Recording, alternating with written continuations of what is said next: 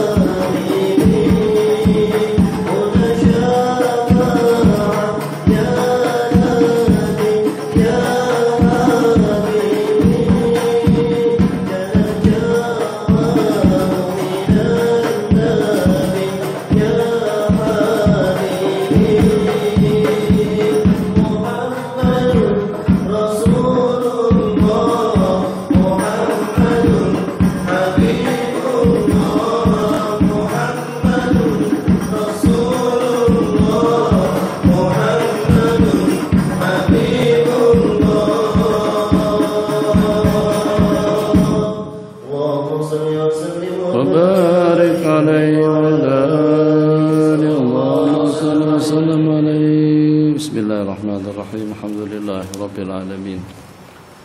Wa sallallahu wa sallama ala Sayyidina Muhammad wa ala alihi wa sahbihi ajma'in. Rabbi shrah li sadri wa yassir li amri wa hlul 'uqdatam min lisani yafqahu qawli wa ba'd. Rabbi yassir wa la tu'assir. Rabbi tammim bi khair. Bismillahirrahmanirrahim. Yaqulul muallif rahimahullahu ta'ala babul musaqati wa hiya, di bawah ta'rif daripada musaqat, dafu syajari wa nahwihi, menyerahkan pohon kayu atau tanaman dan yang seumpamanya, ila ma yuslihuhu, kepada seseorang yang akan mengislah, yang akan merawat, menjaga, menyiram dan mengamankannya, bijuz'in min thamaratih, dengan bagian daripada buahnya. Menyerahkan kebun atau tanaman kepada seseorang untuk dirawat, untuk dijaga kebersihannya, untuk disiramkan, untuk diamankan dengan mendapatkan sebagian hasil pada masa panenan nanti. Itu namanya musaqat. Wal ijarati adalah akad sewa menyewa. An Ibnu Umar radhiyallahu taala anhuma, makni biasanya besar. Anna Rasulullah sallallahu alaihi wasallam amala ahla Khaybara bi syatri ma yakhruju minha min thamarin aw zar'in. Baginda Nabi amala ahla Khaybara, bermuamalah dengan ahli Khaybar, maksudnya menyerahkan tanah Khaybar kepada warga sana, bi syatri, dengan separuh hasil yang dipungut, yang keluar daripadanya, baik itu daripada buah ataupun juga daripada tanaman. Hadis yang pertama yang diriwayatkan di sini ini berkenaan dengan hukum muzara'ah atau mukhabarah. Jadi dibuat daripada tajuk yang disebutkan di atas, aman ala Khaybar.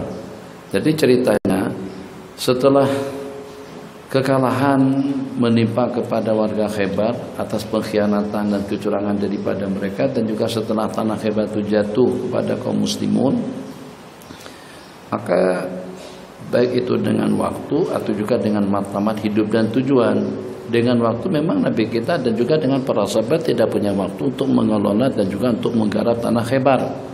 Waktu tidak ada, sebab satu tanah subur, tanah tanaman, tempat atau tanah untuk orang bercocok tanam. Jadi waktu jelas bukan dengan mereka, dan itu juga bukan tujuan.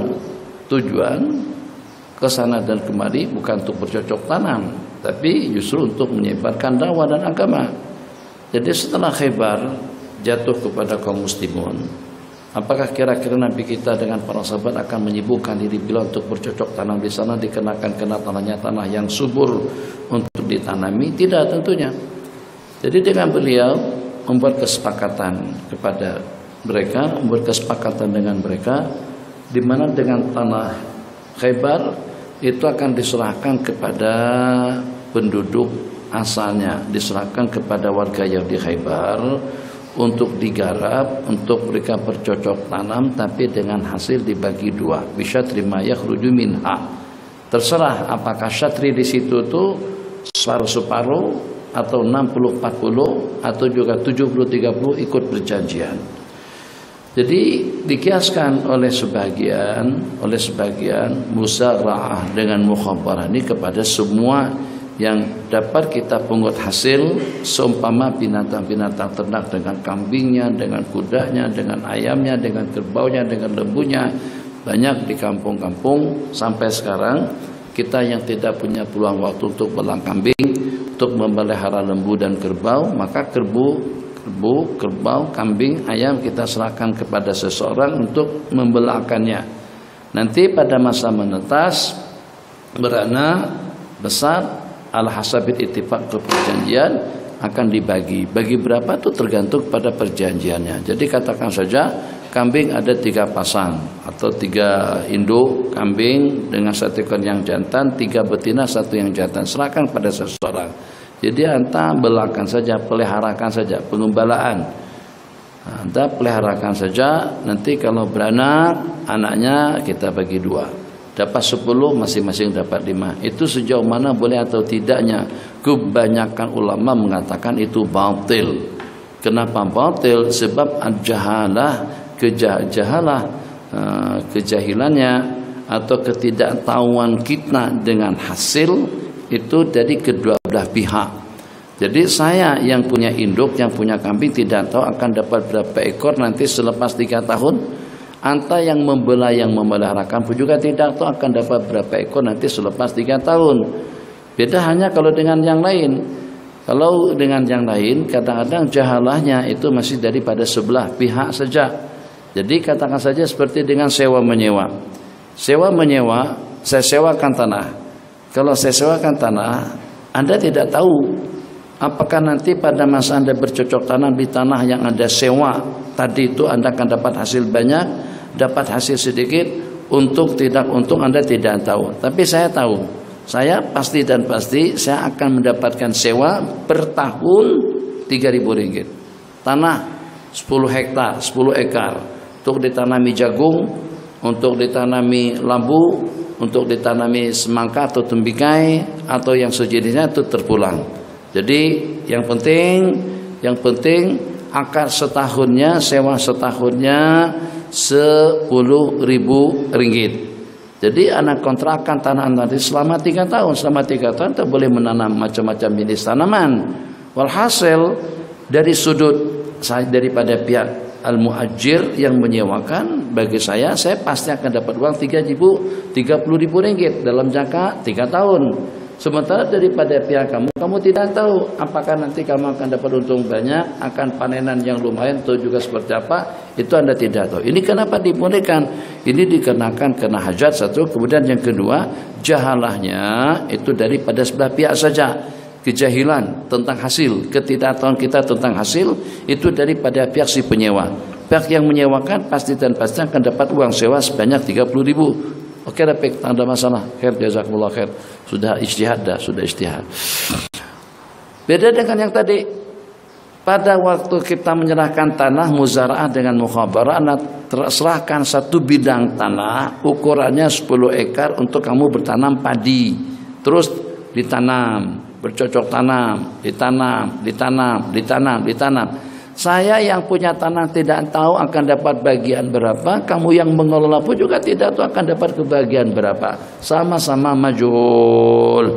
Ini taklil daripada ulama jumhur yang mengatakan muzaraah, mukhabarah, apalagi kepada yang selain daripada tanaman itu hukumnya batil.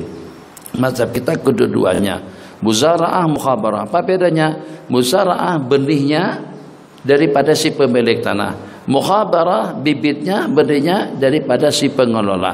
Nah, jadi asal yang menjadi asal pun batil, apalagi dengan farak yang dikiaskan. Asalnya saja batil. Farak yang dikiaskan lembu, ayam, ikan, kemudian dengan kambing, dengan burung, bibik, apa saja. Dan ini berlaku di tempat kita, berlaku di mana-mana. Kadang-kadang atas alasan kan kita ridho aja lah, tak ada apa-apa lah, kalau mati pun tak kisahlah, yang penting kita istirahat dulu. Nah, ridho atas satu muamalah yang fasid hukumnya haram. Ingat kaidah mengatakan taati al-uqud al-fasidah, tak pakai alif lam. Taati al-uqud al-fasidati haram. Daripada ta'ata, ya ta'atan mu'atat, ta'ati membabitkan diri kepada akad fasid, kepada akad yang terlarang, itu hukumnya haram. Jadi tidak wujud istilah itu kan kalau kita tidak saling merestui, aku juga redha Syekh, kalau tak dapat untung pun tak ada masalah, iseng-iseng saja. Enggak, kita bekerja untuk mendapatkan hasil. Jadi dengan kita tidak mau dirugikan dan juga tidak mau merugikan. Itu kaidah la dharara wa la dirar.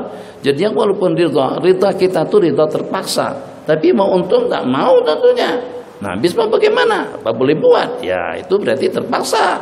Maknanya kamu masih mengharapkan keuntungan. Buktinya mana?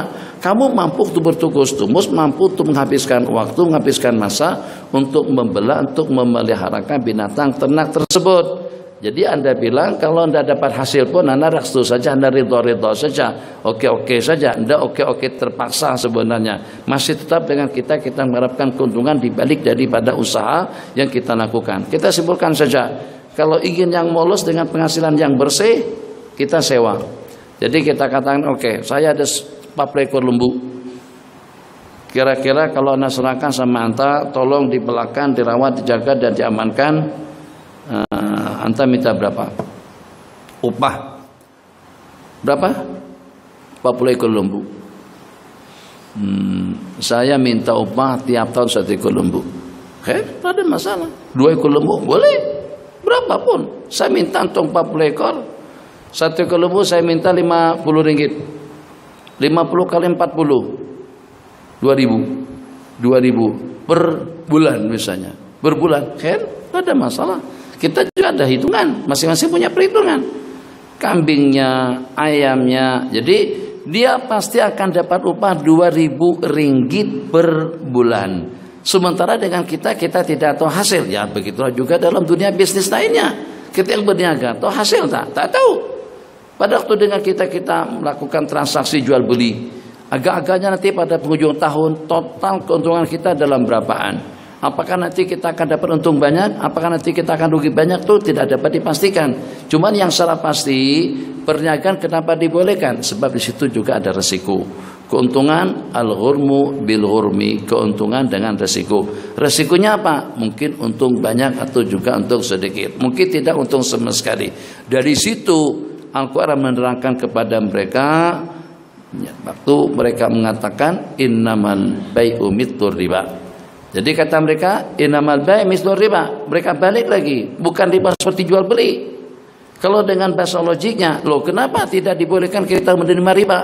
Kenapa kita tidak boleh menerima faedah atau bunga daripada seseorang? Sedangkan dia sama saja dengan jual beli. Sepatutnya seperti itu. Justru dibalik sama mereka. Jual beli itu sama dengan riba.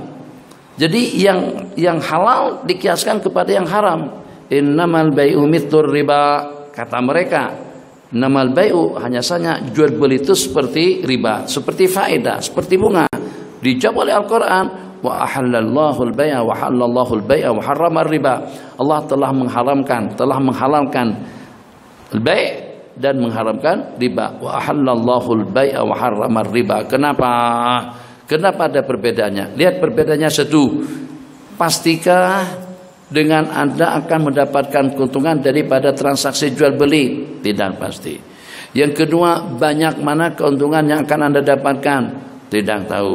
Apakah kira-kira nanti mungkin beberapa waktu ke depan Anda akan bankrupt? Tidak pasti, pun juga tidak tahu. Begitulah keadaannya. Ini resiko semuanya.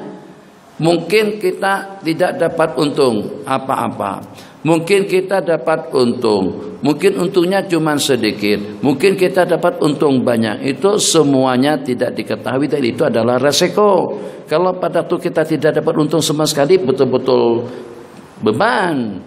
Tapi dalam waktu yang sama, karena ada resiko seperti itu, dibalik daripada resiko dan dibalik daripada tanggung jawab, Anda boleh mendapatkan keuntungan yang pada waktu ada permintaan banyak, barang akan naik. Kalau permintaannya sedikit, barangnya banyak, harga akan turun. Begitulah keadaan pasar. Pasaran seperti itu. Barang akan naik kalau seketika barangnya sedikit, peminatnya banyak. Barang akan turun kalau barangnya banyak, yang memproduk banyak, barangnya banyak di pasaran, peminatnya sedikit. Harga akan tetap stabil kalau pada saat barangnya banyak, peminatnya juga banyak. Barangnya sedikit, peminatnya biasa-biasa saja. Itu harga akan stabil.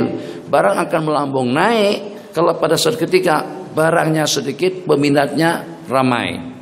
Ataupun juga barangnya banyak, peminatnya lebih banyak. Nah, itu mungkin juga barang akan naik. Stabil, barangnya banyak, peminatnya pun juga banyak.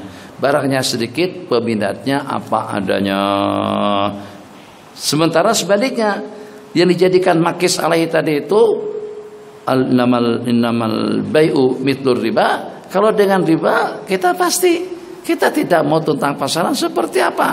Awak ambil uang aku 10.000 ringgit. Aku minta faedah tiap bulan 1.200. 1.200. Jadi dengan saya sudah ada kepastian di sini. Modal yang saya tanamkan atau pinjaman yang saya pinjamkan, saya sudah mendapatkan hasil secara pasti sebanyak 1.200 pada tiap bulan.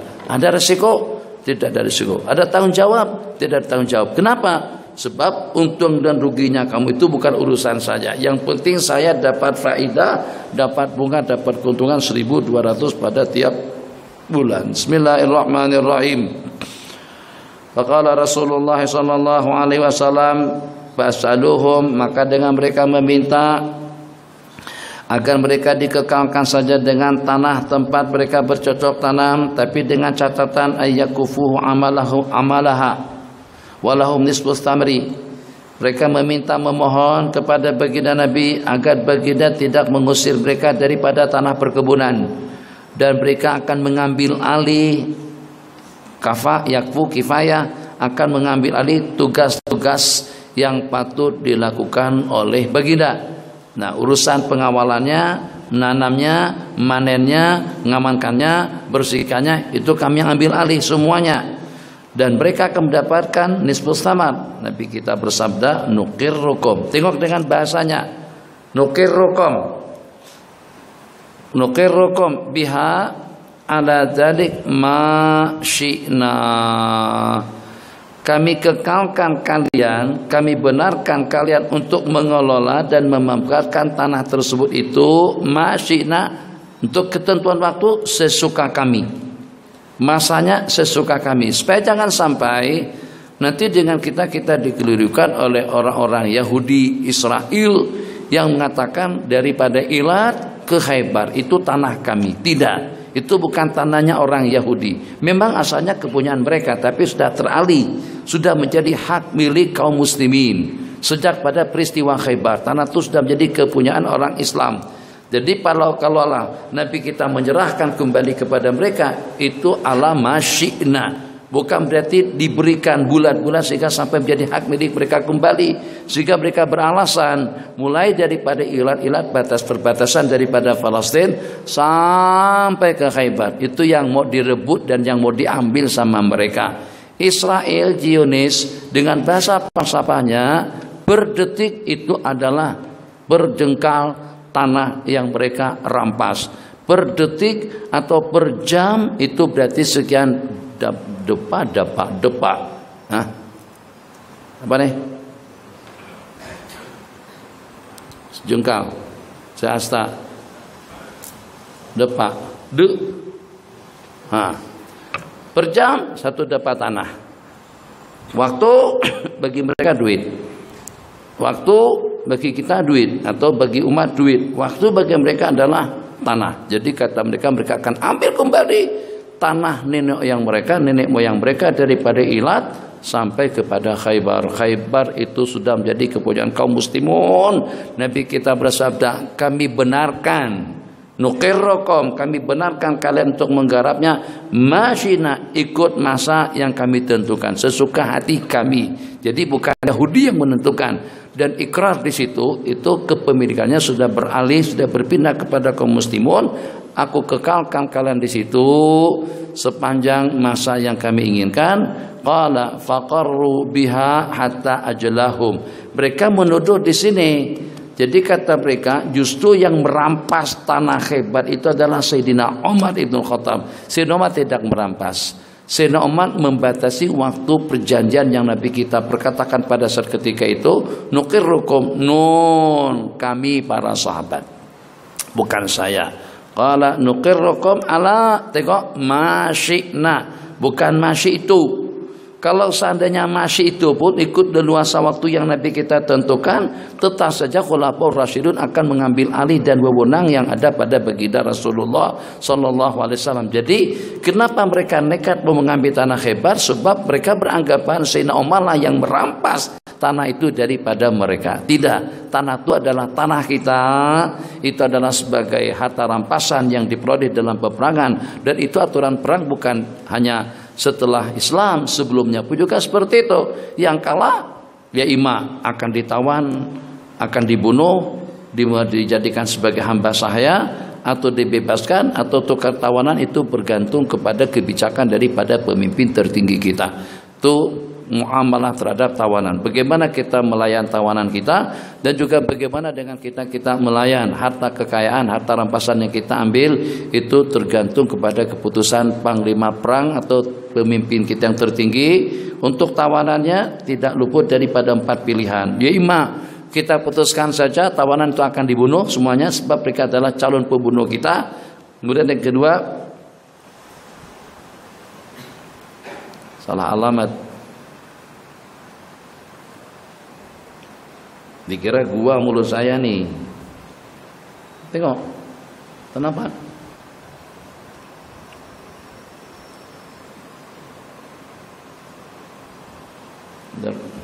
Sana sebut ramah-ramah kecil. Dia tengok ada gua terbuka, terus dia masuk.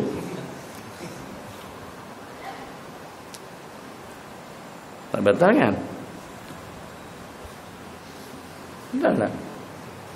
Kalau gede seperti lalat, kalau sampai perut saya kenyang,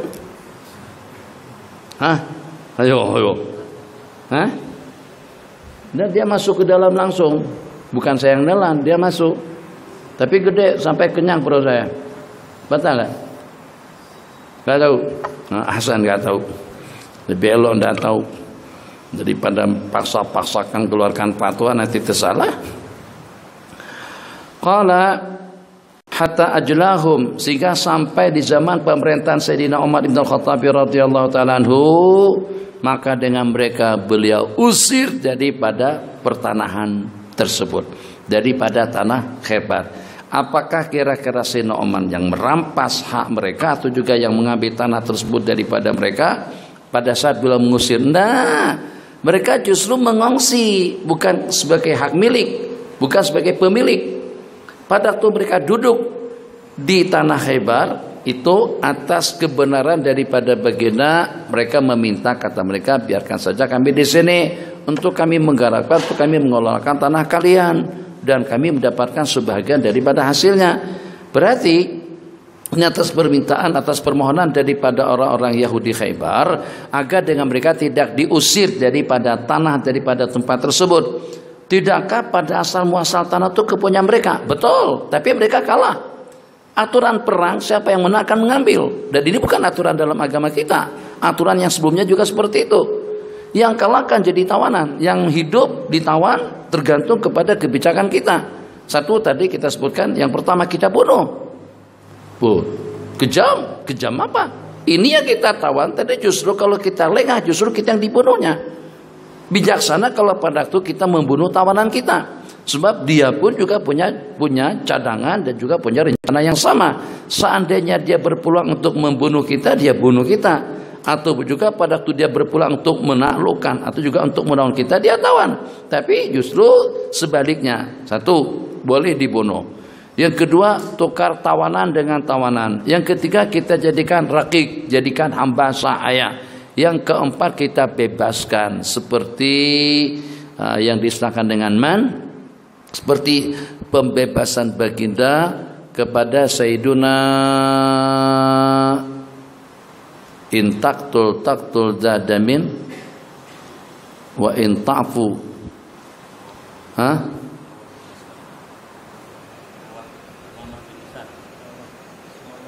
Sumamah bin Usal. Jadi Sumamah bin Usal Nabi kita ditawan oleh para sahabat, dan Nabi kita ikat di dalam masjid. Tiap hari Nabi kita datangin, dilayan dengan baik, dan dalam waktu yang sama dapat melihat muamalah, pergaulan, keadaan daripada kaum muslimin, hubungan antar satu sama lain. Jadi tiap pagi Nabi kita datangin, Nabi kita bertanya kepada Sayyidina Sumamah bin Usal, ma bika ya Sumamah. Jadi kata Sumamah, in taktul dadamin. Kalau kamu kau bunuh orang yang punya kedudukan. Kalau seandainya wa in ta'fu an syakirin. Kalau kamu bebaskan orang yang pandai berterima kasih. In taktul dadamin wa in ta'fu an syakirin. Ada lagi satu yang ketiga. Jadi tiap kali pertanyaan, tiap kali Nabi kita tanyakan jawabannya tidak berbeda. Terserah awak bunuh, itu memang leluasa daripada baginda. Awak bebaskan, aku berterima kasih dan aku orang yang mengenal jasa. Hari ketika Nabi kita bebaskan, boleh tanpa ada sembarang tebusan, tanpa ada sembarang bayaran yang harus diserahkan kepada baginda Rasulullah SAW, yang pada akhirnya Sayyidina Sumamah tadi itu pergi ke sebuah kebun, di sana ada terdapat mata air, mandi, ganti pakaian, kemas rapi, cantik, indah, bagus, terus datang menemui baginda Rasulullah SAW, kemudian mengucapkan 2 kalimat syahadat. Orang jadi heran. Nabi kita tertanya-tanya, kenapa tidak daripada tadi? Kenapa tidak dari kemarin? Supaya jangan sampai saya mengucapkan 2 kalimat syahadat itu kena terpaksa. Bismillahirrahmanirrahim. Itu kepada orangnya, kepada manusianya. Mau dibunuh, bunuh. Mau dibebaskan, terserah. Dikenakan tebusan, boleh. Sementara dengan yang lainnya akan beralih hak kepemilikannya kepada si pemenang. Berarti tanah Khaybar sudah menjadi hak milik kaum muslimun. Nah, kenapa mereka masih dibenarkan untuk bercocok tanam di sana? Karena atas permintaan tadi dengan redaksinya qala fasa'aluhu. Mereka merayu, meminta dan memohon agar dibenarkan untuk tetap tinggal di tanah itu. Tapi dengan syarat mereka akan mengelolakannya dan juga dengan memberikan hasil separuh. Nabi kita akur, tapi ikut masa waktu yang Nabi kita tetapkan. Maka pada waktu Sayyidina Umar membuat keputusan untuk mengijla, mengusir dan mengeluarkan orang-orang Yahudi daripada Khaybar, itu justru beliau menggunakan wewenang hak yang ada dengan kaum muslimin pada saat ketika itu, yang dengan kita punya hak dan juga punya wewenang untuk tidak mempersilahkan lagi orang yang mengungsi di tanah kita. Jadi misalnya kita sewakan tanah kepada seseorang, kalau saya ambil tanah itu hak saya, anda sih tidak boleh mengeras, tidak boleh melawan. Saya tidak boleh sini, zalim apa? Ini bukan punya kamu, ini punya aku.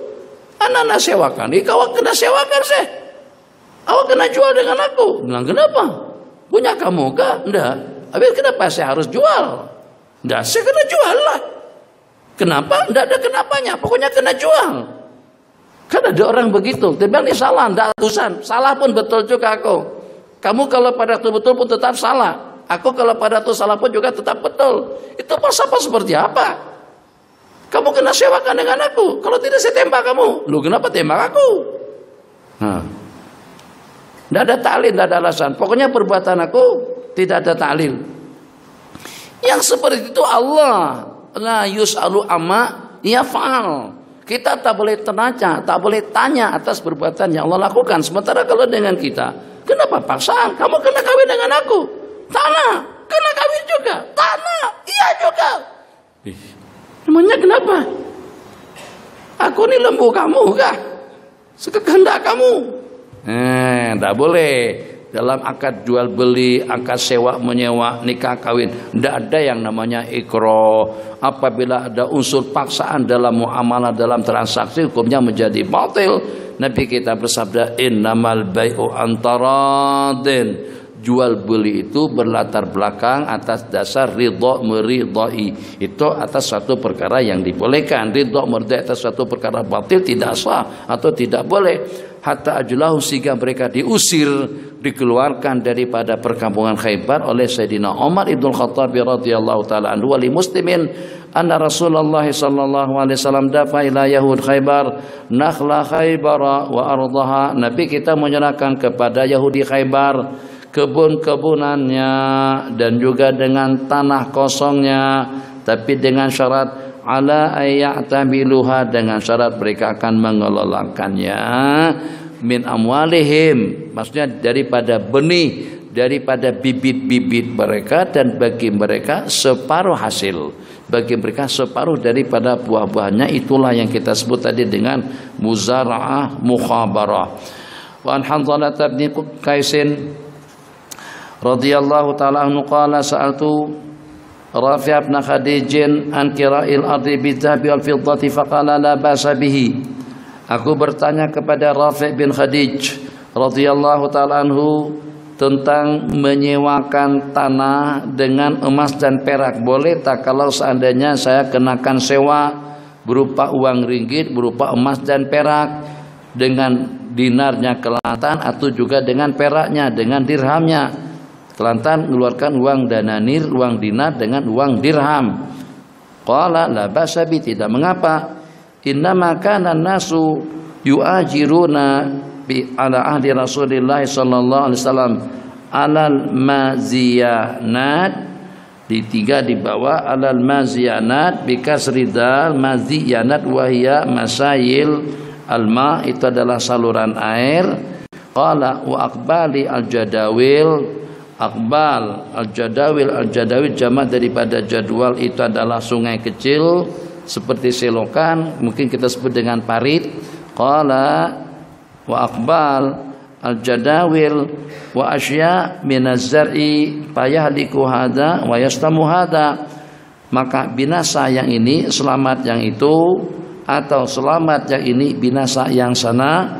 Walam yakul linnasi kiraun ila hada, dan tidak ada uslub, tidak ada cara sewa menyewa dengan duit atau juga dengan uang. Falidzalika zajar anha, karena itu Nabi kita cegah. Fa amma syai'un ma'lumun madmumun fala ba'sa bihi, sesuatu yang diketahui, yang dijamin ada kepastiannya dia akan dapat, maka itu tidak mengapa. Ini tentang keadaan yang berlaku pada seketika itu. Qal innama kana nasu yu'ajiruna ala ahdi Rasulillah sallallahu alaihi wasallam ala maziyanat wa aqbal al-jadawil. Artinya apa? Ini 1 hektar tanah. Ukurannya tidak kurang daripada 10.000 meter persegi, 1 hektar. Atau sebesar tanah kita ini dalam 2,5 ekar. Terus saya serahkan kepada Bang Yusuf. Yusuf ada kebolehan untuk pengelolaan tanah, untuk bercocok tanam, di samping pengalaman beliau daripada Kedah yang pandai bercocok tanam, tanam padi, dan juga pengalaman daripada Amerika pada waktu menanam jagung, katakan saja pakar spesialis, doktor spesialis al-jagungi ujungnya, memang pakar betul untuk bidang perjagungan. Jadi saya tidak ragu lagi untuk menyerahkan tanah kepada Bang Yusuf. So, saya bilang, ada apa Syekh? Saya ada tanah di JB, kira-kira dalam 10 ekaran. Kira-kira baiknya digarap untuk apa? Kalau saya mau, bagaimana kalau saya ngelola? Saya bilang, kelola apa agak-agaknya? Saya perasaan tanaman saya al-jagungi ujungnya. Kan ada orang ujungnya al-Banjari, al-Qadahi, al-Kelantan, dia al-jagungi misalnya. Misal saja, kamu jangan tersinggung. Jangan besok nanti sudah tanah mengaji, apa al-jagungi? Duriani, maksudnya karena dia penganam durian. Al-jagungi, saya pakar spesialis dalam bidang penanaman jagung. Jadi akhirnya saya serahkan. Saya bilang tidak ada masalah. Saya serahkan 10 hektar tanah untuk ada bertanam jagung, untuk ada bertanam padi dan gandum. Cuman ada cumanya. Cuman yang di sepanjang tepi sungai Jibi itu hasilnya untuk saya. Itu alal maziyanat. Yang selebihnya buat awam. Sehingga kata beliau, fayaslamu hada wa yaliku hada, itu selamat, ini binasa. Yang ini selamat, itu binasa. Sebab ini masih majhul. Yang boleh itu bagaimana? Boleh bagi hasil. Bagi hasil total daripada hasilnya berapa? Separuh kamu, separuh saya. Itu boleh. Atau dengan akad sewa. Ini ikut pendapat yang membolehkan. Sementara disyaratkan dari sini ke sana hasilnya buat saya. Yang dari jembatan, perasaan ada jembatan? Oh iya, itu dari jembatan sampai ke kelapa sawit. Perasaan tak kelapa sawit? Oh yang pinggir jalan? Ya betul. Dari jembatan sampai ke batas kelapa sawit, itu hasilnya untuk kamu. Selebihnya buat saya. Atau juga sebaliknya. Jadi mazianah itu sekedar misal saja. Terserah bagian yang mana. Kalau dalam akad jual beli disebut dengan sunayya, BU sunayya. Sunaya jual sesuatu tapi ada yang dikecualikan. Kalau yang kita kecualikan tadi itu tertentu itu tidak mengapa. Tapi kalau majhul tidak boleh. Yang ini yang walaupun maklum tapi kita tidak tahu apakah nanti akan dapat hasil atau tidak. Jangan-jangan yang kita tetapkan tadi itu ternyata tidak ada hasil. Semuanya gersang kering yang walaupun tepi sungai kena terlampau, kena lebih, akhirnya hasilnya tidak bagus. Sementara yang di tengah dan yang di pinggir hasilnya cukup lumayan dan berkualiti bagus. Itu bagaimana? Majhul, tidak boleh. Nabi kita tidak bolehkan pepawahan. Apa bahasa Malaysia tadi? Belum disebut. Pawah. Betul, pepawahan. Pepawaan yang seperti itu, pengarunan yang semacam itu tidak dibolehkan. Kenapa? Sebab karena hasil yang akan diperoleh oleh yang menentukan sekian tempat tidak tentu dapat hasil, mungkin juga itu saja yang ada hasilnya, maka akan merugikan sebelah pihak. Ima merugikan kedua-duanya, ya ima merugikan sebelah pihak secara pasti, merugikan kedua-duanya kalau tidak ada hasil sama sekali. Wajadawil akbalil jadawil. Faqala Rasulullah sallallahu alaihi wasallam, pasacara Nabi kita juga fama syai'un maklum, tapi kalau dengan sewa yang diketahui, dengan batasannya diketahui tidak boleh, sebab hasilnya kita tidak tahu. Tapi dengan sewa dan upah yang diketahui, fala ba'sa bihi. Rawahu Muslim. Hadis. Bismillahirrahmanirrahim. Wa fihi bayanun lima ujmila fil muttafaq alaihi min itlaqin ala kira'il an kira'il ardi.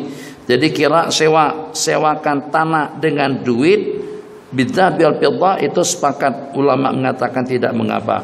Anna Rasulullah sallallahu alaihi wasallam naha anil muzara'ati wa amara bil muajarah. Ini dalil daripada ulama Syafi'iyah, jangan mengantuk.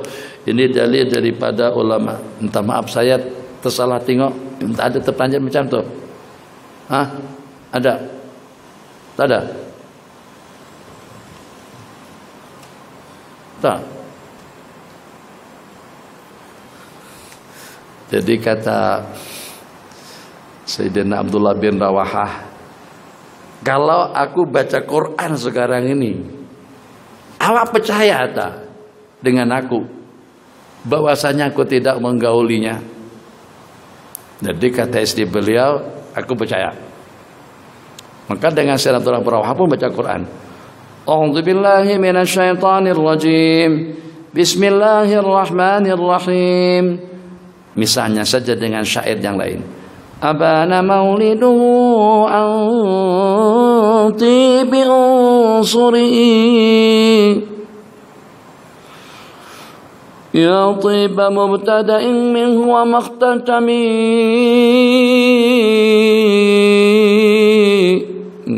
Allah, minta maaf. Jadi cerita dari awalnya macam ini supaya paham. Saya kata-kata ngambil cerita itu penghujungnya saja. Ceritanya Sayyidina Abdullah bin Rawahah ini ada hamba saya perempuan tidur di belakang rumah, pojok belakang. Itu katakan saja itu ada bilik di pojok situ.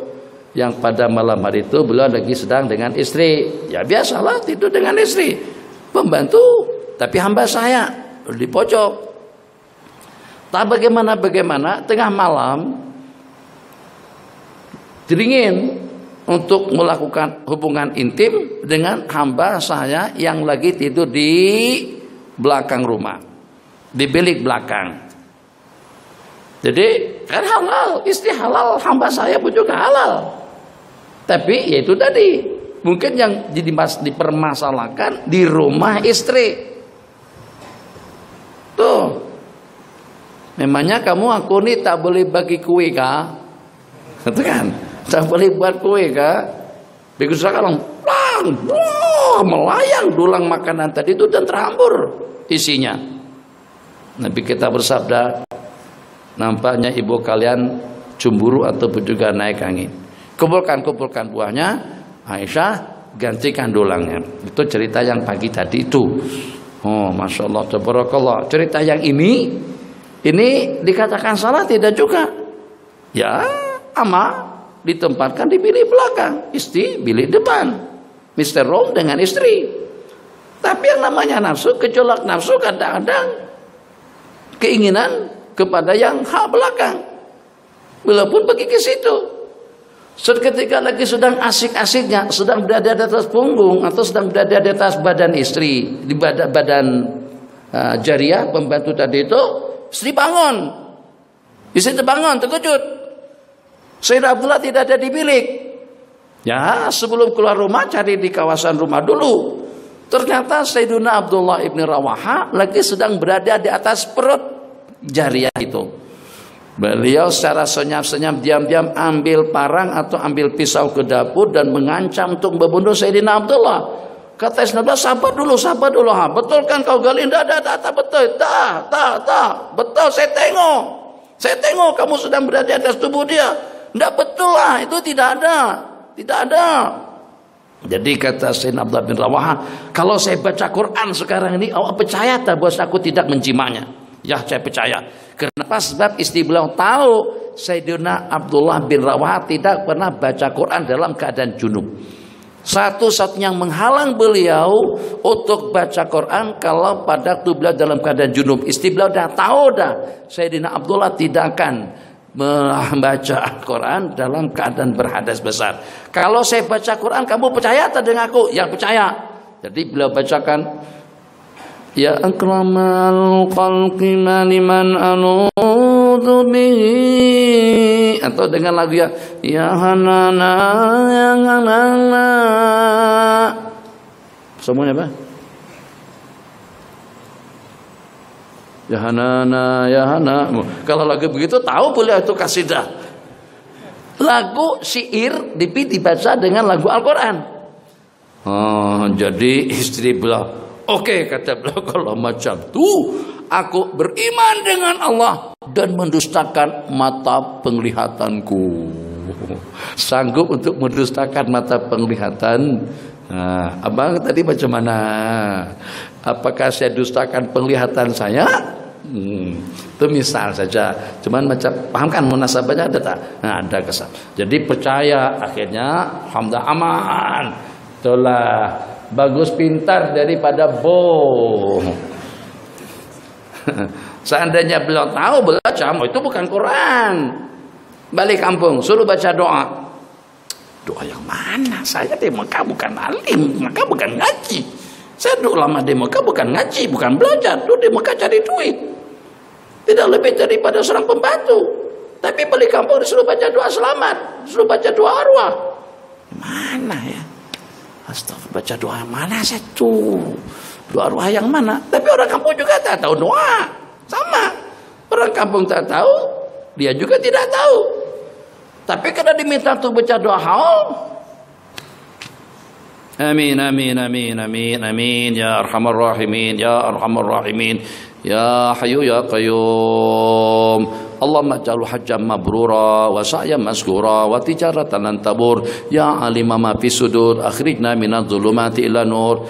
Orang di belakang makmum masyarakat kampung asalkan lagunya iya amin amin amin ya arhamar rahimin, atau kita bacakan kasidah burda pun jadi juga. Yang penting lagunya doa. Itu yang ianya lagunya. Belakang amin amin asal bahasa Arab saja amin ya arhamar rahimin walhamdulillahirabbil alamin.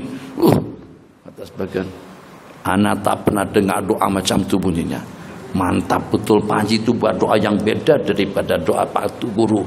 Tahu kiai saja tidak doa macam itu. Itu doanya memang keren betul, cantik sungguh. Tak pernah dengar aku doa yang semacam. Iyalah, itu bukan doa arwah tuh. Itu doa haji mabrur. Gara-gara karena tidak tahu.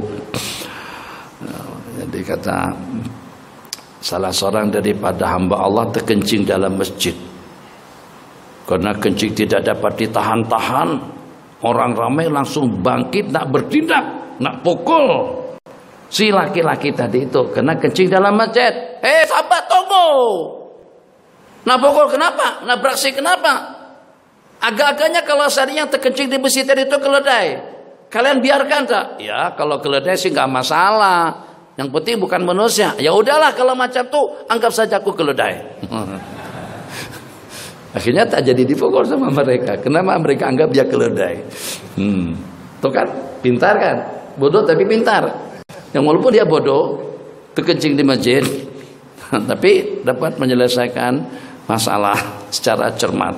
Tak jadi dibelasah, dihajar sama warga kampung. Qala bismillahirrahmanirrahim. Ihtajama Rasulullah sallallahu, ingat yang tadi itu, naha anil muzaraati. Ini pengambilan ulama Syafi'iyah, cegahan. Jadi perpawahan itu haram sebab hasilnya majhul. Ini dalil yang mu'tamad dalam mazhab kita. Sementara kalau seandainya ada yang membolehkan seperti lembu, kerbau, ayam, ikan dan seumpamanya, kita ikutkan juga kepada pendapat yang di atas. Jadi ulama berbeda pendapat. Ada pendapat yang mengatakan boleh, ada pendapat yang mengatakan tidak, mengapa. Yang mengatakan boleh dalilnya beberapa hadis yang telah diriwayatkan, sementara yang mengatakan tidak ada larangan daripada baginda. Bagaimana mereka dengan larangan? Kata mereka nahyu tansi. Cegahan itu hukumnya makruh, tidak sampai pada tahap diharamkan. Wa amarahum bil muajarati. Jadi yang betul secara ujrah dalam fikih ulama Syafi'iyah, mereka katakan itu adalah ijarah majhulah. Itu adalah sewaan majhul dengan cara muzara'ah. Jadi kalau dengan ijarah maklumah, dengan sekian duit, sekian tahun saya dapat sekian duit daripada belaan ikan, daripada mengelolakan dan memeliharakannya di beberapa ampangan, silakan saja. Bismillahirrahmanirrahim. Habis tentang muzara'ah, mukhabarah. Qala ihtajama Rasulullah sallallahu alaihi wasallam, Nabi kita berbekam al-hijamah di kepala. Sementara dengan al-fasad, al-fasdu kembali ya. Al-fasdu di kepala, al-hijamah di badan. Nah, bekam di leher, ini di sini, bekam di belakang, atau juga bekam di bahu, atau bekam di tempat sakit, di mana sakit di situ dibekam, itu namanya hijamah. Nah, betul lah. Al-fasdu yang di tubuh, al-hijamah di kepala, jangan dibalik-balik. Udah betul tadi itu, hijamah dengan fasad. Al-fasdu itu pada anggota tubuh, hijamah pada kepala. Bismillahirrahmanirrahim. Ihtajama Rasulullah sallallahu alaihi wasallam wa atallati hajamahu ajrahu. Walau kana haraman lam yu'ti. Jadi kata Sayyidina Abdullah ibn Abbas, seandainya berbekam itu haram, tentu Nabi kita tidak bagi upah. Nabi kita memberi kepada Abu Atiyah yang membekam beliau berupa upah bekaman. Kalau seandainya upah bekaman itu haram, tentu Nabi kita tidak akan memberikannya. Ini penjelasan daripada Sayyidina Abdullah ibn Abbas tentang hadis yang diriwayatkan, kasbul hajjami khabis. Kas hasil tukang bekam itu khabis, artinya jelek. Ada yang mengatakan jelek itu jelek, ada yang mengatakan jelek itu adalah haram. Nabi kita bersabda, kasbul hajjami khabison. Penghasilan daripada tukang bekam itu jelek dan buruk. Kenapa Nabi kita katakan jelek? Sebab itu penghasilan daripada perbuatan yang kita lakukan itu bukan seperti pada waktu kita bercocok tanam, tapi justru pada saat dengan kita membantu dia untuk mengeluarkan darah kotor. Kerja-kerja yang ada kaitannya dengan najis, dengan kotoran, itu hasilnya kurang bagus. Makanya dikatakan anak bintu al-hajjam, anak kepada tukang bekam itu tidak kufu dengan anak seorang pedagang. Jadi kalau seandainya yang walaupun dia buka salon hijamah besar sekali, yang terbesar di KL, tempat bekaman yang terbesar itu punyanya dia. Terus dia mau kawin dengan seorang anak perempuan, anak kepada pedagang kain, anak kepada pedagang yang walaupun pedagang ikan sekalipun, pedagang sayur, tapi anak pedagang. Jadi kalau secara hukum laki-laki yang punya kedai besar untuk bekaman tadi itu tidak kupu, tidak serasi dengan yang ayahnya pedagang kain atau pedagang apa saja. Itu makna daripada kasbul hajjami khabizun. Tapi khubusah di sana tidak sampai pada tahap diharamkan. Kenapa? Sebab kalau seandainya penghasilannya itu haram, kenapa Nabi kita memberikan upah kepada Abu Atiyah yang menghijamah beliau pada saat ketika itu? Ihtajamah ini sama saja hukumnya seperti Nabi kita tidak memakan dhab, tidak memakan biawak gunung. Seperti Nabi kita tidak terlalu menyukai daging yang dekat dengan najis, yang dekat dengan kotoran. Kalau dengan kita, itulah anak katakan sampai sekarang bukan tidak percaya, tapi masih mempertanyakan selera kita orang Melayu ini normal tak? Kita suka budu, suka belacan, suka yang bau-baunya bosok. Bahkan yang tak bosok pun kadang-kadang kita peram, kita bosokkan supaya jadi bosok. Jadi misal seperti yang diperam itu kan banyak, asalnya fresh, nyaman, tapi dengan diperam seperti binjai, seperti durian, sampai jadi terasa bosok. Itu kalau kita buat sambal sedap. Jadi kita senang ikan kering, senang ikan kasam, ikan wadi kalau bahasa orang Banjar, yang kalau dengan sana sebut dengan budu. Jadi budu, bahkan belacan itu diantara daripada pelengkap kegemaran kita. Kalau tanpa belacan sambalnya seperti tidak sah, karena tidak memenuhi rukun kebelacanannya atau kesambalannya. Sambal belacan, masya Allah, lalu sungguh yang walaupun tidak ada tambahannya, ulam-ulaman tak ada, sayurnya itu tidak ada, kuah, gulai dan lain sebagainya itu tidak ada. Ada nasi putih saja, tambah dengan setutung ikan ayam atau ikan dengan sambal belacan, masya Allah sedapnya, lapar perut kita. Apa lapar? Kenapa? Baru subuh, sebentar lagi kita buka puasa, dah lama. Terus terang, mungkin karena kita dah tua barangkali. Anda lapar tak puasa? Hah? Lapar tak? Yang betul? Lapar ya? Entah lapar tak? Puasa ini lapar tak? Lapar sangat? Enggak.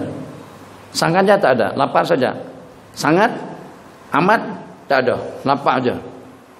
Yang kecil belakang, antas belakang, lapar tak? Angka besar dikit, lapar. Puasa sekali hari ini lapar tak? Atau biasa-biasa aja? Hah? Lapar juga? Tak sepakat. Tidak ada kesepakatan. Oke, entah lapar tak? Hah? Biasa-biasa aja. Saya rasa wallahualam, bukan karena saya tua. Banding kita dulu masa kanak-kanak kita puasa. Kalau sudah pukul 1-an itu kita sudah terbaring, jadi kita tak boleh buat apa-apa dah. Ingatkah puasa di kampung? Betul. Atau karena kita tidak sahur? Tidak sahur. Bahkan sahur juga banyak jenis-jenis yang untuk buka selera. Jenis-jenis yang bilis, jenis-jenis apa yang diperam-peram itu, yang manis, yang apa untuk buka selera makan waktu subuh, waktu sahur. Tapi kalau sudah lincir matahari pukul 3, pukul 2, pukul 3, apalagi kalau pukul 4, ajak main bola kita tanam. Dah. Anda lihat sekarang anak-anak puasa main bola sepanjang hari, pusing sana, pusing sini. Jangan-jangan enggak puasa. Allah alam, tapi bagi rasanya terasa nikmat betul kita puasa sekarang. Tidak terasa lapar, tidak terasa dahaga. Ada tuh adalah, tapi tak lapar sangat. Maksud saya lapar tak tuh sampai pada tahap kita sudah tak boleh bangun, terasa letih, tak ada mood, tak ada semangat karena terasa dahaga sungguh. Sekarang kita puasa oke saja. Kalau seperti ini saja puasa sepanjang tahun pun mampu. Tapi kalau kelihatan cergas banget itu mencurigakan juga. Ini jangan-jangan sambil duduk kumur-kumurnya keluar separuh. Kok sedikit keluarnya? Karena dia meresap, saya waktu kumur kan dia meresap di sekitar mulut, gigi kan. Coba kalau saya tak percaya, bahkan kalau seandainya misalnya ada papan yang kering, lantai yang kering, tuh kalau pada tuh kita siramkan air menata dengan siramannya tadi itu mesti airnya berkurang. Kenapa? Karena dia menyerap. Nah, juga pada waktu saya kumur-kumur, itu menyerap di celah-celah gigi saya. Oh, diminum kali? Enggak, dia menyerap saja saya melalui celah-celah gigi. Wallah, anak dipandai betul, masya Allah, tabarakallah. Rupa-rupanya macam orang tuanya juga. Allah, dulu bukan saya lah, tapi mungkin juga kadang-kadang ditandas pun. Alasannya ke tanda, tautonya supaya tempat yang lebih aman itu dalam bilik air lah. Makan di bilik ayah tengok. Akhirnya bawa makanan masuk dalam tandas. Buang air dulu. Ngapain? Buang air lah. Pokoknya makan bukan saya. Jangan ingat. Nanti suazan pula saya tak pernah makan dalam tandas. Tapi itu diantara jadi pada tempat yang aman. Yang tua pula, depan anak, depan cucu, segan malu.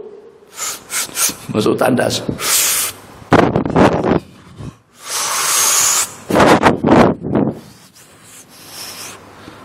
Selesai. Bau tangan, ambil minyak harum, palit. Astagfirullahaladzim. Kufran. Untuk kata orang Banjar, buang apa? Bukan buang perangai, bukan. Maksudnya menutupi perkara tadi itu. Ada Pak? Membuang bekas. Bismillahirrahmanirrahim. Hadis. Wa kana haraman lam yu'ti. Istinbat daripada Sayyidina Abdullah ibn Abbas. Qala Rasulullah sallallahu alaihi wasallam, pendapat yang mengatakan penghasilan daripada hajam itu khabis, kasbul hajjabi khabis. Pendapatan tukang bekam itu kotor. Nah, tadi kembali kepada jenis makanan. Nabi kita tidak memakan dhab karena itu innahu laisa bi ardi qaumi. Dia tidak ada di tempat kami. Nabi kita dikatakan paling suka daripada bagian daging kambing itu adalah pupuknya, tangan atau kaki. Di situ ada ta'likan daripada ulama, sebab itu adalah bagian yang paling jauh daripada najis, bagian yang paling jauh daripada kotoran. Kita sekarang ususnya tuh kita balik, perasaan perutnya tuh dibalik, kita buang najisnya, itu digoreng. Memang ada bau sebenarnya, coba kita tak mau tahu bau itu. Sopnya ada, gulainya ada, baru nih kalau tidak salah satenya, sate usus. Lain rasanya nih, sate apa nih? Usus ya, usus apa? Kalau usus apa? Ususnya usus, ini bukan usus, ini perut. Perut kantongan necis tuh, dibalik, dibersihkan, diracik-racik, digoreng, digulai. Masya Allah, baunya campur dengan bau rempah-rempah, dengan apanya, dengan bumbunya. Bumbu kita sebut apa? Perincah, jadi sedap. Itulah tadi saya masih tanyakan, apakah selera kita orang Melayu ini yang tak sehat sehingga kita menyukai yang baunya kuat semacam itu?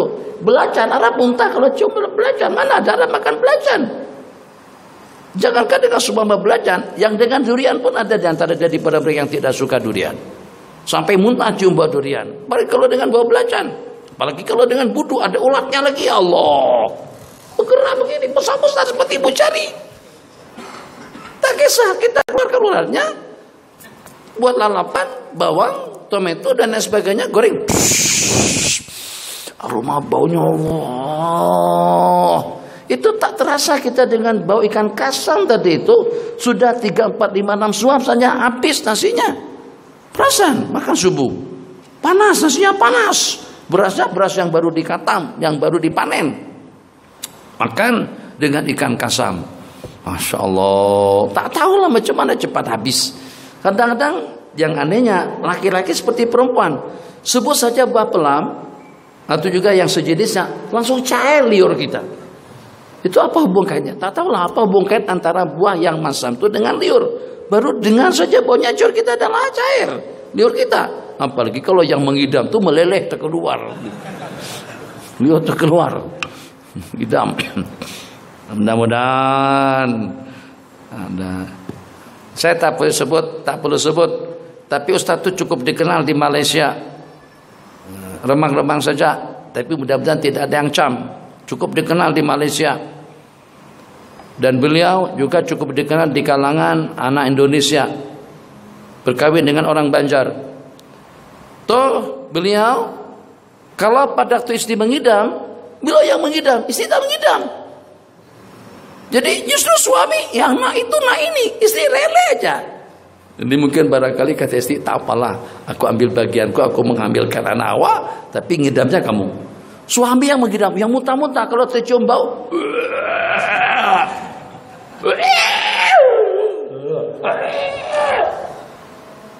Abang yang mengidam, istri santai. Tak payah tahu kamu siapa orangnya, tapi cukup dikenal orang itu di Malaysia. Kawan saya sendiri, dan kadang-kadang ikut pengajian saya pada waktu di sana di Mesir. Allah bagi bagian, bukan ujian, bagi bagian kepada beliau untuk meringankan beban istri, sehingga pada tiap kali istri mengidam, yang mengidamnya bukan istri, yang nakkan durian, nakkan petai, nakkan jering, nakkan makanan yang pelik-pelik, yang aneh-aneh, itu justru suami bukan istri. Istri biasa-biasa saja, tapi justru suami yang mengidam, yang nakkan jenis-jenis makanan yang jarang-jarang disukai, tapi disukai sama mereka pada masa mengidam. Cerita yang paling menarik, orang Melayu pada masa mengidam di Mesir, pada waktu dia terlihat orang-orang Mesir yang profesor-profesor tuh banyak yang botak. Tahu botak? Gondol lah, cukur rambut ada rambut, dibotak digondol. Jadi licin, sini licin, Masya Allah tuh. Ada rambut sini saja. Kadang-kadang yang kita kesiankan orang botak itu ada juga rasa segarnya. Jadi rambutnya khas ini dilipat, disisirkan, ditutupkan ke botaknya di sini. Tapi angin tidak ada rasa kesian dengan sesiapa. Ya dia terbang lagi kelihatan. Jadi kalau bahasa kami di sana itu katanya di kepala itu ada lampangan kongkot, ada epot. Nah, ada epot. Coba epot di kita kan macam tuh. Epot di kita samping menyamping sawit, tengah kosong, lulus di situ. Jadi sama dengan epot atau lampangan kongkot, begitu diistilahkan. Jadi dengan perempuan tadi itu pada masa mengidam, begitu ternampak kepala orang Mesir yang botak tadi itu, teringin dia nak sentuh ke botak, tak sentuh botaknya. Bang, boleh tak aku sentuh kepalanya tuh bang? Hah? Kamu mengidam apa? Saya bukan ngidam makanan, saya teringin nak sentuh kepala dia saja. Suami pun gimana? Takkan dengan kita bapak profesor itu kita panggil, Pak minta maaf Pak, boleh tak datang ke rumah saya? Si aku mau sentuh botak sempian. Takkan tegama kita minta seperti itu. Dan memang boleh, mungkin kita dikatakan gila kamu nih. Kata gila ya, Majnun anta. Anta malak. Akan diomongin, akan diperkatakan seperti itu. Jadi dia tak habis pikir, akhirnya dapat ilham. Dia pergi ke salon ilaqah, ke tempat tukang gunting, dia botakkan kepalanya. Jadi istrinya sebelum tidur malam usap-usap dulu kepala suami. Sebelum tidur diletakkan telapak tangannya ke kepala suami yang sudah dibotakkan tadi itu, sentuh, usap-usap. Alhamdulillah. Kalau tak original pun mirip-mirip seperti yang punya orang Arab tuh, licin juga. Baru dia boleh tidur. Itu orang mengidam nak normal, tidak normal seleranya. Kadang-kadang menginginkan yang aneh-aneh, mau makan cacing, kadang-kadang mau makan lintah. Jangan dilihatkan benda-benda semacam itu pada masa mengidam, nanti dia teringin. Tengok cacing gelang atau tengok lintah, kaca atau apalah, teringin. Waliyadzubillah. Tapi keinginan itu cuma sebentar saja. Kadang-kadang selepas dimakan dimuntahkan lagi, keluar semuanya. Susah-susah kita mencarikan, tentunya dimuntahkan. Syukur tak jadi perempuan, alhamdulillah. Jadi kata perempuan, syukur jadi perempuan tak jadi laki-laki. Kalau jadi laki-laki lengo sembahyang puasa sepanjang bulan Ramadan. Alhamdulillah, subuh-subuh sih boleh santai lagi. Salatu khairum minan naum. Dalam selimut utur. Laki-laki tak boleh. Mana Ustaz Nurito, mana Ustaz Habib, mana Ustaz Azwar, mana? Tapi kalau perempuan kita tak boleh tanya di mana, sebab mungkin saja mereka utur. Jadi akhirnya tidak ikut jamaah. Kita laki-laki kena dicari melulu. Jadi perempuan senang masuk dalam kain selimut, bismillahirrahmanirrahim ya wa'bud. Senang, santai saja. Puasa enggak, dalam selimut bawa keripap ngop makan. Kenapa? Tak puasa. Sebab muslimat samping nyamping pada puasa. Bagaimana caranya? Takkan aku yang uzur juga lapar seperti kalian. Kalian puasa dapat pahala. Aku imsak menahan lapar, tak dapat apa-apa karena uzur. Akhirnya masuk dalam selimut. Panah katanya. Panah apanya? Bukan panah, sejuk. Sejuk apa? Ikon tadi kipas saja ada apa dalam selimut? Rupa-rupanya ikan biris dalam selimut. Ngam. Dengan roti. Daripada terseksa menahan lapar, sudahnya tak puasa, lapar pula. Tak apalah. Jadi masuk dalam selimut, makan di situ. Kan nikmat jadi perempuan. Jadi sudut situ. Tapi pada waktu hamil, mengidam, beranak, menyusuk. Alhamdulillah. Syukur ya Allah, Kau jadikan aku seorang laki-laki yang sempurna. Allahu Akbar, tak berwudu lagi. Innalillahi wa inna ilaihi rajiun. Tak boleh sujud syukur tanpa wudu. Bismillahirrahmanirrahim. Dalil yang kedua, dalil yang mengatakan haram. Pendapat yang mengatakan boleh-boleh saja, hadis yang di atas. Dengan istimbat daripada Sayyiduna Abdullah ibn Abbas. Jadi jam'an baina dalilain, makna habis itu jelek, jijik, tapi tidak sampai kepada tahap diharamkan. Paling tidak kurang elok. Qala Rasulullah sallallahu alaihi wasallam, cerita lama, dikatakan sebaik-baik penghasilan atau duit yang paling halal, bukan sebaik-baik penghasilan, sebaik-baik penghasilan upah haji. Upah haji itu dikatakan atyabul makasib. Sementara sehalal-halal duit atau pendapatan itu adalah mahar perempuan. Qil, cerita ini daripada guru kami Syekhuna Syekh Adnan Al-Ampanani rahimahullahu taala. Kata beliau pernah berlaku dalam beberapa tahun bersambung dalam beberapa puluh tahun berikutnya. Pancuran emas itu tiap selesai dibuat, ada saja orang yang mengambilnya, ada saja orang yang mencurinya. Jadi pada waktu itu mereka mengadakan musyawarah. Jadi katanya kita buat pancuran emas yang di Mizab di kawasan Hijr Ismail, buat pancuran emas daripada duit yang paling halal. Akhirnya pada saat ketika itu salah seorang daripada mereka mengatakan tidak ada duit yang paling halal daripada mahar perempuan. Maka semua perempuan yang menikah pada tahun itu dikumpulkan maharnya, digantikan dengan yang lain. Daripada duit yang terkubur, mereka belikan atau mereka buatkan pancuran emas yang sampai sekarang ini itu adalah pancuran emas yang terkumpul duitnya daripada mahar perempuan. Qala Allah Azza wa Jalla, Allah berfirman dalam sebuah hadis kursi, salasatun ana khasmuhum yaumal qiyamati, 3 golongan, 3 orang akulah yang akan menjadi musuhnya nanti pada hari kiamat. Dia akan bermusuhan, dia akan memusuhi aku akan mendebatnya, aku akan memusuhinya. Salah satu saya yang jadi musuhnya nanti pada hari kiamat. Satu, rajulun a'tabi summa ghadar. Rajulun a'tabi, seseorang memberikan bi atas nama Allah, demi Allah, kemudian dia khianat. Maksudnya seseorang yang berjanji, a'ta'ahdahu, seseorang yang memberikan janji atau yang memberikan perlindungan, kemudian dia khianat. Udahlah, kalau ada masuk saja, masuk, nggak ada masalah. Di mana? Di Sempadan nih, di Sepadang. Di Sempadan Thailand, masa rusuhan, suasana tidak aman. Terus dengan salah seorang pembesar di sana mempersilahkan kumpulan itu masuk. Jadi kata dia masuk saja. Udah bagi laluan. Pelancong datang daripada mana saja diamankan. Ternyata setelah sampai di jalan dikeroyok, semuanya dibunuh habis. Itu makna summa qadar. Rajulun a'tabi, seseorang memberikan perlindungannya dengan nama Allah, dengan bersumpah-sumpah, kemudian dia mengkhianatinya. Rajulun a'tabi summa qadar. Allah wa rajulun ba'a hurran fa'akala samanahu. Seorang laki-laki yang menjual belikan orang yang merdeka dan memakan duitnya, fa'akala samanahu. Menjual, memperbudak orang yang merdeka untuk dijual belikan. Rajulun ba'a hurran, seorang laki-laki yang menjual orang yang merdeka, kemudian dia makan duitnya. Itu 2 yang akan menjadi khasm, yang akan menjadi musuh, bukan musuh baginda, yang akan menjadi musuh Allah, yang akan Allah musuhi mereka nanti pada hari kiamat.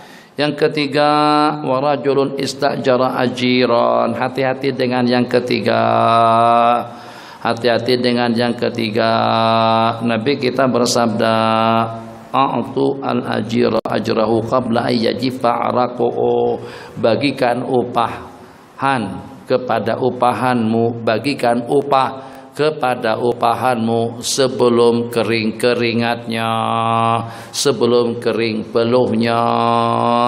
Jadi mudah-mudahan kalau pada satu ketika nanti dengan Anda diamanahi untuk mengelola pondok atau juga untuk mengelola satu supermarket atau juga kementerian, jabatan, apa saja yang kita ada kru, yang kita ada staf, yang kita ada pegawai, usahakan upah mereka itu sampai kepada mereka ibarat hadis sebelum mereka itu kering. Habis kerja seketika itu juga upahnya sudah sampai. Jangan ditangguh-tangguhkan, jangan ditunda-tunda. Pembantunya di rumah, kadang-kadang kita tidak perasaan apa yang menyebabkan berlakunya perkara seperti ini. Ini semuanya di luar daripada dugaan, tidak terkhayalkan, tidak terbayangkan. Kenapa? Satu pesan yang bagus daripada salah seorang sahabat kami di Bogor. Jadi kata beliau, kadang-kadang kita tak perasaan kita sebagai seorang kontraktor, yang kita ada staf, yang kita ada tukang-tukang yang bekerja dengan kita, yang kadang-kadang kita tangguhkan 1, 2, 3, 4, 5, 6 hari upah mereka. Bagi kita tak ada apa-apa, kita duit banyak, kita hidup dengan duit. Rekening sana, rekening sini, akun sana, akun sini, tinggal tarik saja lagi. ATM apa kepanjangannya?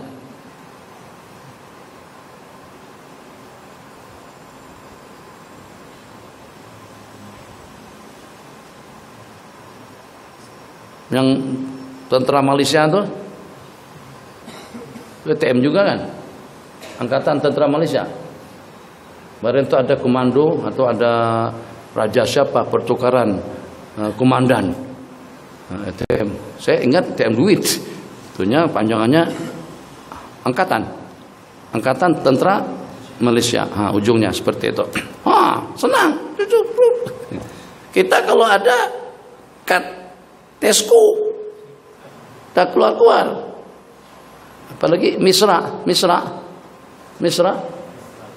yang hak Petronas tuh, Mesra itu tak ada duitnya, tapi begayanya bukan main. Masya Allah, tabarakallah. Kalau buka tuh susun dikira kad kredit. Mana yang kad kredit? Tak ada. Satu Tesco data laku dah. Kalau ada yang ada duitnya pun paling tak singgung. Yang lainnya apa? Kosong. Petron kan? Yang ini nih, Petron kan? Atau salah, Petron nih. Nah, ini cucu-cucu tak keluar duitnya. Seperti punya kalian. Daripada prepaid, daripada apa? Prepaid. Daripada beli SIM card. Bergaya, bawa pacar. Tak naik nomornya 6 digit.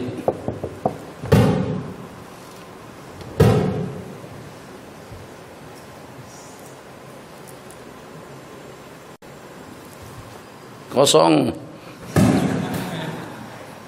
Tapi boleh bergaya juga, boleh nampak ada duit, ambil daripada napa. Tak ada apa-apa.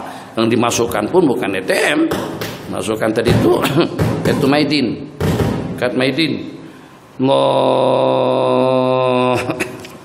Apa ceritanya? Upah. Jadi saya terima nasihat tadi itu. Apa kata beliau? Yang kadang-kadang tukang yang bekerja dengan kita, dia sudah mengharapkan imbalan daripada pekerjaannya sejak pada hari pertama, masuk pada tiap awal bulan, dia sudah plan. Untuk ini, untuk itu. Bahkan kadang-kadang beli rokok berutang, beli beras berutang, beli gula berutang. Nanti akan dibayar saat ketika terima gaji. Terus gajinya kita tunda. Berapa anaknya yang kelaparan, berapa keluarga yang terkendala atau juga terhambat keperluan mereka sehari-hari. Itu kita tak sadar. Kita tangguhkan seminggu. Bagi kita seminggu tidak ada masalah, tidak ada apa-apanya.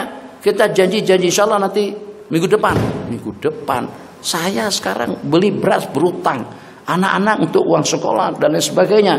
Kalau kita alhamdulillah semuanya terpenuhi. Ini orang bergantung dengan gaji. Ya Arhamar Rahimin. Dari masa ke masa ya Rob, mudah-mudahan keterlaluan betul orang tuh. Tuh kata anaknya. Keterlaluan betul majikan ayah tuh. Mudah-mudahan saja. Tapi ada sambungannya dalam haji. 3 tahun bankrupt. Kenapa bankrupt? Doa daripada orang mazlum yang menyerap tanpa kita sadari. Jangan. Jadi kalau kita doa, usahakan seperti apapun. Biar kalau kita ada tunjangan, gaji tunjangan kita biar nanti kita selesaikan untuk buruh. Kita selesaikan tuh gaji-gaji mereka. Kenapa? Nabi kita bersabda dalam sebuah hadis qudsi, Allah berfirman, salah satu aku yang akan menjadi musuh mereka nanti pada hari kiamat, seseorang yang mendapatkan layanan upahan dengan lengkap dan cukup, tapi dia tidak memberikan gaji dan tunjangannya. Yang ketiga, rajulun istajara ajiran, seorang laki-laki yang mengupah seorang pekerja, seorang upahan, fastaupa minhu, dia buat kerja elok, bangunannya selesai, mencatnya selesai, perbaikannya selesai, wiringnya sudah selesai, pengaspalannya juga selesai, pembuat kolaman juga selesai, tapi kita tidak bagi upah dia. Qala istaupa minhu, maksudnya istaupa, dia buat pekerjaannya dengan bagus dan tuntas. Dia buat pekerjaannya sampai selesai dan tuntas, tapi dia tidak memberikan upah kepadanya. Jangan ditangguh-tangguhkan upah buruh, daripada buruh sampai kepada pekerja-pekerja yang paling istimewa. Atau juga kalau kepada menteri sekalipun, kepada guru kah, kepada cigu kah, kepada pelayan kah, kepada sesiapa saja, kalau kita sudah tentukan gajinya berapa, kita akan berikan tunjangan. Jangan kita tangguh-tangguhkan kecuali kalau keadaan darurat. Dalam keadaan darurat, qala Rasulullah sallallahu alaihi wasallam, ini yang membuktikan kita mengajar boleh dapat gaji. Kita menyampaikan ceramah boleh mendapatkan habuan uang minyak. Dan dengan bahasa yang lain, apalagi disebut uang minyak? Ada lagi bahasa kita sini? Hah? Uang? Sagu hati. Sagu hati satu, uang minyak satu, dia seperti jenis uang minyak juga. Ada apa sebut? Kita bagikan kepada tuan khatib, tuan imam yang ceramah pas segala macam. Kita sebut uang apa tuh? Selain daripada sagu hati, ada uang minyak? Tak ada. Sini guna apa? Uang apa? Uang pampasan, bukan uang pampasan. Nah, Allah. Jadi dipersoalkan, bolehkah kira-kira kita mengajar dengan letak tarif? Tidak apa-apa. Tapi Anda per jam. 1 jam kuliah, entah 500. Lebih 1 menit saja 750. Mahalnya, apa mahalnya? Satu patah kata tuh sudah 1 juta nilainya. Tapi siapa yang mau beli baji? Boleh tak? Letak tarif, letak harga semacam itu. Ngaji, ngajar, hafal Quran, menghafalkan Al-Quran dan yang seumpamanya dengan hadis ini. Ini bukan kita untuk dijadikan sebagai alasan, tapi paling tidak dengan kita tahu supaya jangan sampai komplain nanti kepada mereka-mereka yang kalau pada itu meletakkan tarif, memang itu tidak bagus, suatu perkara yang tidak bagus. Kalau seandainya sampai dinegosiasikan harga nilai berapa, kurang atau tidak, tawar menawar. Tapi yang secara pasti hukumnya boleh. Sayyidina Abu Bakar pun juga minta digaji untuk menjadi sebagai khalifah setelah Nabi kita wafat. Itu ada ketentuan gaji, peruntukan daripada Baitul Mal, peruntukan yang diperuntukkan oleh para sahabat yang pada saat ketika itu diketuai oleh Sayyidina Umar ibn al-Khattab radhiyallahu ta'ala anhu. Itu juga tunjangan gaji kepada para qudhat, hakim, muadzin, imam, khatib, guru, cikgu dan lain sebagainya. Ini berdalil kepada hadis Sayyidina Abdullah ibn Abbas radhiyallahu taala anhuma, inna ahaqqa ma akhadtum alaihi ajra, sesungguhnya yang paling berhak, yang paling patut, pantas dan wajar kita mendapatkan upah, inna ahaqqa ma akhadtum alaihi ajra, yang paling patut untuk kita mendapatkan upah itu adalah kitabullah, mengajarkan Al-Qur'anul Karim. Jadi Al-Qur'anul Karim dengan bagiannya, dengan hadisnya, dengan hukum hakamnya, dengan fiqhu Alkitabnya, fiqhu sunnahnya. Jadi seperti mengajar. Jadi secara amnya mengajarkan ilmu agama. Dalil kita boleh menggaji, boleh kita menerima gaji daripada mengajarkan ilmu agama dan yang seumpamanya. Hadis yang diriwayatkan di sini, inna ahaqqa ma akhadtum bihi ajra, yang paling patut untuk kalian mendapatkan upah. Kalau ajran itu diartikan dengan upah. Ada pendapat mengatakan maksudnya itu adalah pahala. Jadi usaha yang paling layak untuk kita mendapatkan ganjaran pahala yang berlipat ganda itu adalah mengajarkan Al-Quran. Tapi ikut zahir riwayat, ajra di situ adalah upah. Dan ulama berpendapat boleh-boleh saja dengan kita minta digaji, minta diupah atas jasa baik kita kepada seseorang atau kepada satu kumpulan. Qala Rasulullah sallallahu alaihi wasallam, pedoman untuk seumur hidup kalau kita ada staf nanti, staf dalam bidang apa saja. A'tu al-ajira ajrahu, bagikan upah kepada upahanmu, berikan upah, berikan tunjangan, berikan gaji kepada upahanmu qabla ayyaji pa'araku. Itu kata ulama kinayah saja. Ya jelas dan pasti jelas peluhnya sudah kering. Kalau kerjanya tak berpeluh macam mana? Dia kerja di bawah ekon, sejuk. Kerjanya kerja ringan bukan berat, tapi dia yang boleh. Misalnya seperti orang yang buat desain desain lah, atau seperti bagian decoration misalnya, itu tak terlalu susah. Atau kerjanya tidak lebih daripada memotong-motong daun, tidak lebih daripada menggunting-gunting kertas untuk buat tulisan. Itu pertama sejuk, office-nya ada aircon. Jadi bila peluhnya akan kering, tak ada peluh langsung. Ini kalau dia pintar, wallah bagus juga. Haji, minta maaf Bapak, untuk tunjangan saya kira-kira kapan? Tunjanganmu secepatnya, tapi pas sekarang sudah penghujung bulan. Jadi agak-agaknya dalam berapa hari? Insya Allah lah mungkin dalam 2-3 minggu. 2-3 minggu? Lama banget. 2-3 minggu. Sedangkan dalam riwayat yang Pak Haji riwayatkan sama kami pada waktu itu, kami disuruhkan untuk menyerahkan gaji buruh itu, gaji pekerja itu sebelum peluhnya kering, sebelum keringat mereka, belum mereka. Nah itu dia tuh. Selama peluh kamu masih belum keluar dan belum kering, selama itu juga untuk gaji saya tidak boleh keluarkan dulu. Tuh kamu sampai ke peluh, dia kerja di bawah ekon. Oh, itu Rasulullah kata qabla ayyaji pa'araku. Kamu belum sampai keluar peluh lagi, tapi sudah penghujung bulan. Hati-hati jangan sampai kita dibodohin seperti itu. Itu kinayah saja. Maksudnya kinayah segera kita serahkan kepada mereka sebelum peluh mereka itu kering.